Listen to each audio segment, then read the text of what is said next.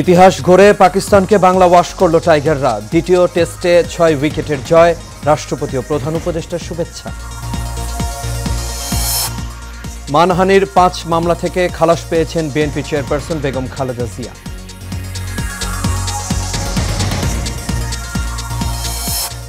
সরকারের ভুল ত্রুটি নির্দ্বিধায় প্রকাশের আহ্বান প্রধান উপদেষ্টার। গণমাধ্যম বিরোধী কালো আইন বাতিলের প্রস্তাব সম্পাদকদের।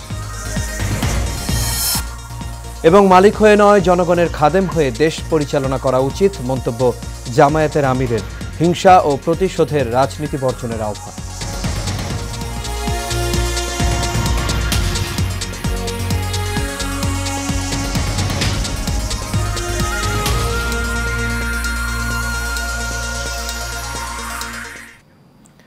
সবাইকে স্বাগত এশিয়া নিউজে। দর্শক, পুরো সংবাদ জুড়ে আপনাদের সঙ্গে আছি আমি আনোয়ার রাজা। তখন শুনছিলেন বিআরবি কেবল ইন্ডাস্ট্রিজ লিমিটেড সংবাদ শিরোনাম। এবার চলে যাচ্ছি পুরো খবরে। শুরুতেই বাংলাদেশ পাকিস্তান টেস্ট প্রসঙ্গ। সপ্তাহখানেক আগে পাকিস্তানের বিপক্ষে প্রথম টেস্ট জয় এসেছিল রাওয়ালপিন্ডিতে। ওখানেই স্মৃতিটা আরও রঙিন হলো। প্রথম ম্যাচ ছাপিয়ে এখন সেটি সিরিজ জয়ের ইতিহাস। দেশের ক্রিকেটের সবচেয়ে উজ্জ্বল সাফল্যের স্থানের একটি হয়ে থাকলো রাওয়ালপিন্ডি।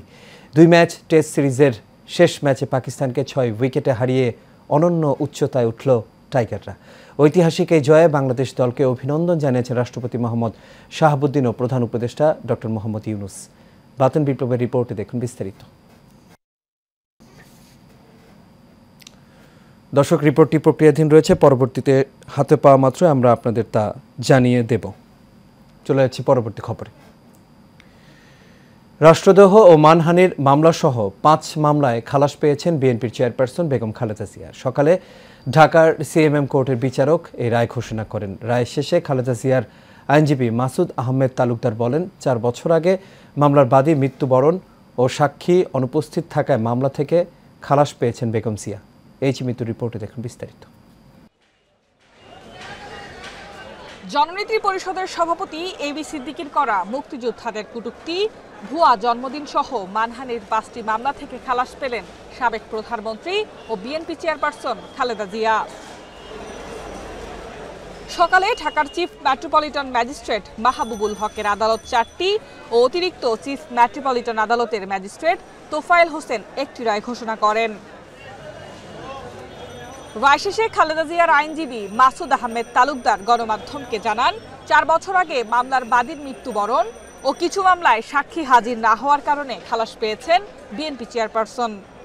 এই মামলা মিথ্যা, এটা শুধু মিথ্যা নয়, এটা ছিল আওয়ামী লীগের সরকারের কাল্পনিক মামলা।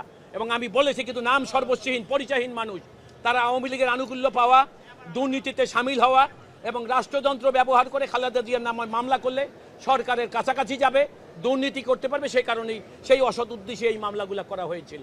এদিকে সাক্ষী উপস্থিত না হওয়ায় নাইকো দুর্নীতি মামলার শুনানি 8 সেপ্টেম্বর পর্যন্ত পিছিয়েছে আদালত। এই মিতু, এশিয়ান টেলিভিশন, ঢাকা।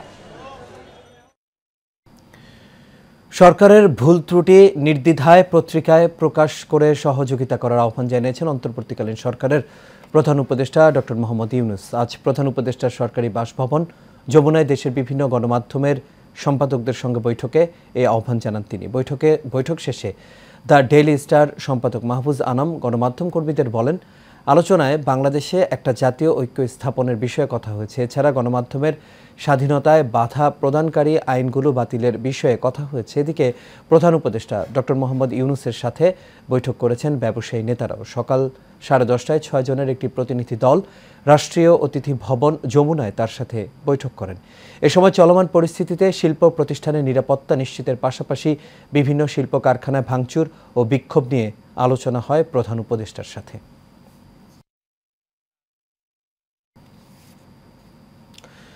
দেশের মালিক নয়, জনগণের খাদেম হয়ে দেশ পরিচালনা করা উচিত বলে মন্তব্য করেছেন জামায়াতের আমির ডাক্তার শফিকুর রহমান। রাজধানীর তেজগাঁয়ে সাংবাদিকদের সাথে মতবিনিময় সভায় এসব কথা বলেন তিনি। এ সময় হিংসা ও প্রতিশোধের রাজনীতির অবসান হওয়া উচিত বলেও জানান জামায়াতের আমির। কাউসার আহমেদের রিপোর্টে দেখুন বিস্তারিত। গত 15 বছরে প্রকাশ্যে কোনো কর্মসূচি পালন করতে দেখা যায়নি জামায়াত ইসলামকে। কেন প্রকাশ্যে আসতে পারেনি সেসব বিষয়ে কথা বলেছেন জামায়াতের আমির ডাক্তার শফিকুর রহমান। রাজধানীতে আয়োজিত সাংবাদিকদের সাথে এক মতবিনিময় সভায় এই কথা বলেন তিনি। তবে হিংসার রাজনীতির অবসান অবশ্যই চাই, প্রতিশোধের রাজনীতির অবসান চাই। এক যুগের বেশি সময় ধরেও সংগঠনের নেতাকর্মীদের উপর হামলা, মামলা, নির্যাতন, নিপীড়ন হয়েছে। দল হিসেবে কারো উপর প্রতিশোধ না নিয়ে সবাইকে মাফ করে দেওয়ার কথা জানান তিনি। দল হিসাবে আমাদের উপরে যা করা হয়েছে, এই জুলুম শব্দ বলতেও আমার কষ্ট লাগে, যা করা হয়েছে আমরা আল্লাহর রাস্তায় তা ক্ষমা করে দিলাম। দল হিসাবে আমরা কোনো প্রতিশোধ নেব না, তবে এটা আশা করব যারাই রাজনীতি করবেন তাদের জন্য আল্লাহ একটা রাজকীয় মন দেন, তারা যেন জটিল এবং সংকীর্ণ মনা না হন, তারা যেন এক ছোকা না হন, তারা যেন তুষামোদকারীদের পাল্লায় পড়ে জনগণকে ভুলে না যান।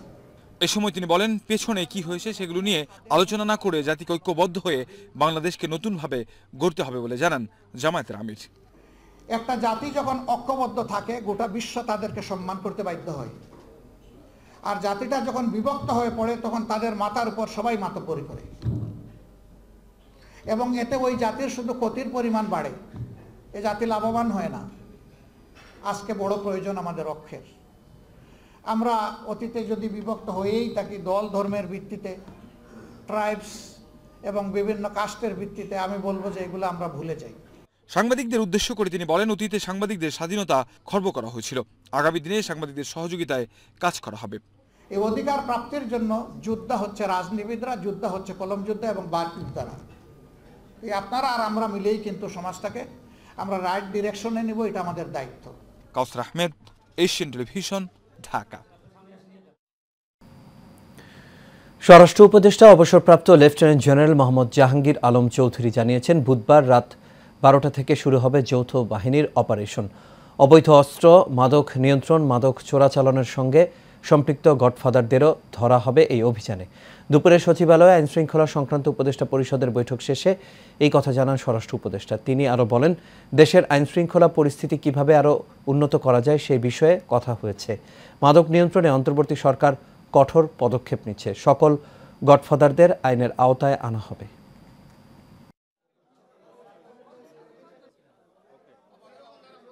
আমরা অবৈধ অস্ত্রগুলি কালেক্ট করতে পারি। তারপরে আমাদের সাথে আলোচনা হয়েছে যে মাদক আমাদের একটা বড় ধরনের সমস্যা, এই মাদকটা আমরা কিভাবে নিয়ন্ত্রণ করতে পারি। এই মাদক নিয়ন্ত্রণটা আমাদের জন্য খুবই জরুরি। এই জন্য আমরা বিভিন্ন ধরনের পদক্ষেপ নিতে যাচ্ছি যেন এটা নিয়ন্ত্রণের ভিতরে চলে আসে এবং মাদকের গডফাদারদের যেন আমরা আইনের আওতায় আনতে পারি।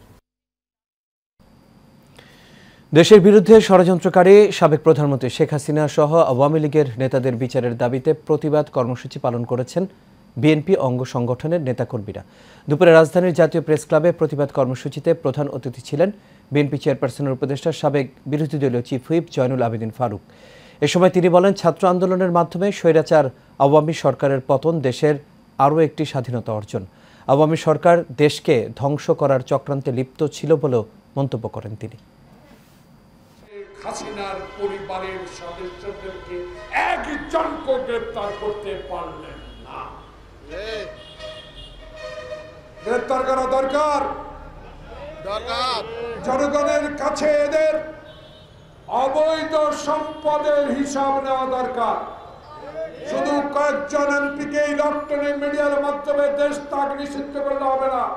2008 সাল থেকে যারা বাংলাদেশে অবৈধভাবে জাতীয় সংসদের নাম ব্যবহার করে হাজার কোটি টাকা লুট করেছে, তাদের উপর নাম বিমানবন্দর, স্থলবন্দরে দিতে হবে যেন দেশ ত্যাগ না করতে পারে। ঢাকা জেলার অতিরিক্ত পুলিশ সুপার আব্দুল্লাহিল কাফিকে আটক করা হয়েছে। সোমবার রাতে হযরত শাহজালাল বিমানবন্দর থেকে তাকে আটক করা হয়। পুলিশের এই কর্মকর্তা ঢাকা জেলা পুলিশের ক্রাইম অ্যান্ড অপারেশন বিভাগের দায়িত্ব ছিলেন। কয়েক মাস আগে তিনি পুলিশ সুপার হিসেবে পদোন্নতি পান। ছাত্র আন্দোলনের সাভার ও আশুলিয়ায় নির্বিচারে ছাত্র জনতার ওপর গুলিবর্ষণ করা হয়। অভিযোগ রয়েছে, অতিরিক্ত পুলিশ সুপার কাফির নেতৃত্বে এই গুলিবর্ষণ চলে।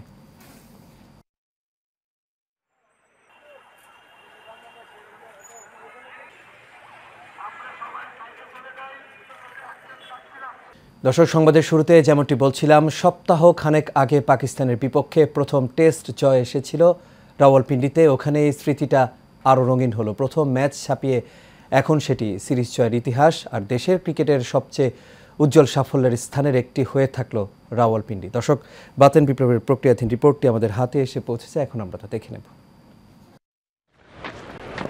প্রথম ইনিংসে 274 রানে অল আউট হয়ে যায় স্বাগতিকরা। এরপর নিজেদের প্রথম ইনিংসে বাংলাদেশ করে 262 রান। পাকিস্তান পরের ইনিংসে 172 রানে অল আউট হলে 185 রানের লক্ষ্য দাঁড়ায় বাংলাদেশের সামনে। তাই তো জয়ের বন্দরে পৌঁছাতে খুব বেশি কষ্ট হয়নি সফরকারীদের। এই জয়ের পর 2-0 সিরিজ নিজেদের করে নিয়েছে বাংলাদেশ। বিদেশের মাটিতে এটি টাইগারদের তৃতীয় সিরিজ জয়। নাজমুল হোসেন শান্ত শুরুটা করেন ধীরে, এর মধ্যেই সাজঘরে ফিরে যান সাদমান ইসলামও। 51 বলে 24 রান করে খুররাম শেহজাদের পাতা ফাঁদে ড্রাইভ করতে গিয়ে মিড অফে ক্যাচ দেন তিনি। তার বিদায়ের পর থেকে দলের হাল ধরেন শান্ত ও মুমিনুল। দলকে ধারাবাহিকভাবে জয়ের পথেই রাখেন তারা। শান্ত অবশ্য ফিরে যান হাফ সেঞ্চুরি পূর্ণ করার আগেই। 82 বলে 38 রান করে ক্যাচ তুলে দেন শর্ট লেগ ফিল্ডারের হাতে। জয়ের সময় মাঠে থাকতে পারেননি মুমিনুলও। 71 বলে 34 রান করে আবরার আহমেদকে তুলে মারতে গিয়ে ক্যাচ দেন তিনি। সাকিবের ব্যাট থেকে আসা 4ই জয় পেয়েছে বাংলাদেশ। সাকিবের বল বাউন্ডারি ছুতেই উচ্ছ্বাসে ভাসে বাংলাদেশের ড্রেসিং রুম।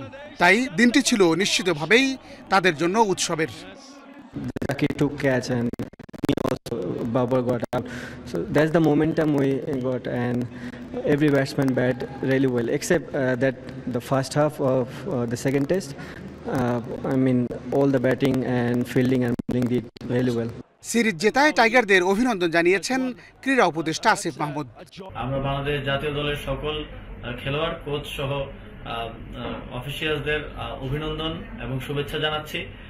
দেশের এই ক্রান্তি লগ্নে এই খবর দেশের জনগণের মনে কিছুটা হলেও স্বস্তির সঞ্চার করবে।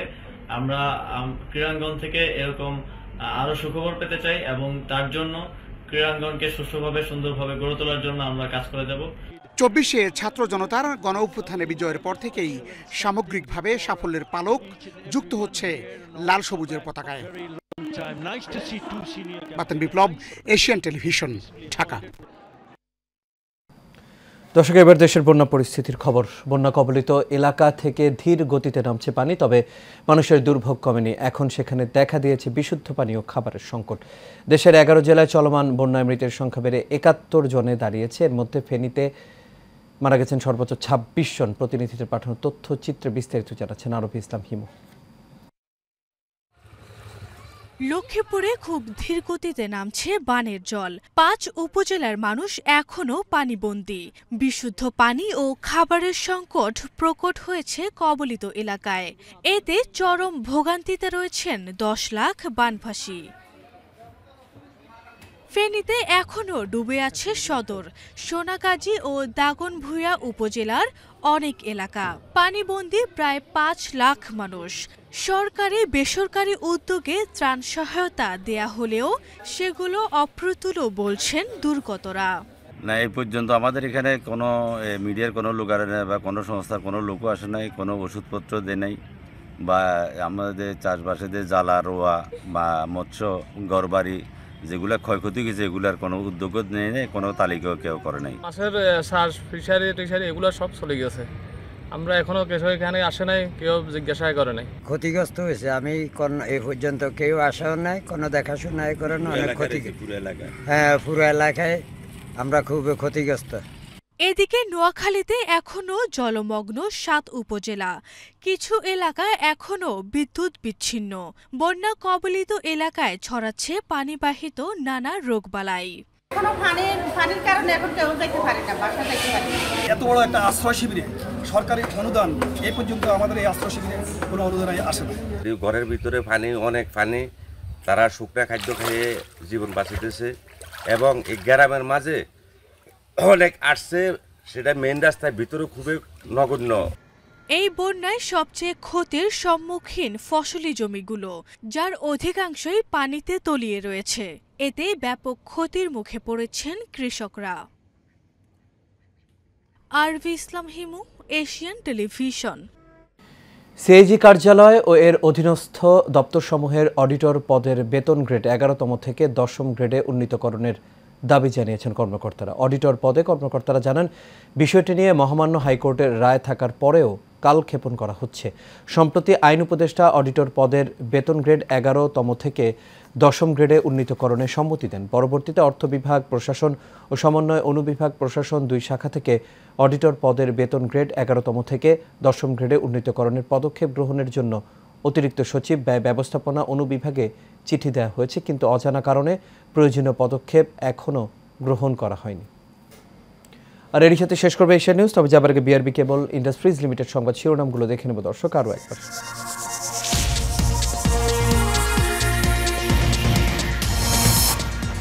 ইতিহাস গড়ে পাকিস্তানকে বাংলা ওয়াশ করল টাইগাররা। দ্বিতীয় টেস্টে 6 উইকেটের জয়। রাষ্ট্রপতি ও প্রধান উপদেষ্টার শুভেচ্ছা। মানহানির 5 মামলা থেকে খালাস পেয়েছেন বিএনপির চেয়ারপারসন বেগম খালেদা জিয়া।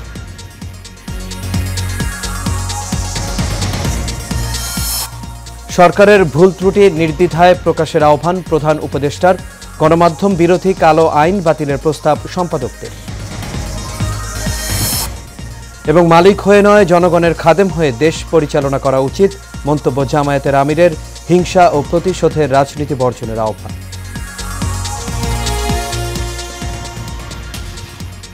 দর্শক, এই ছিল আমাদের এখনকার আয়োজন। আমাদের পরবর্তী সংবাদ দেখার আমন্ত্রণ রইল। এতক্ষণ সাথে থাকার জন্য সব ধন্যবাদ।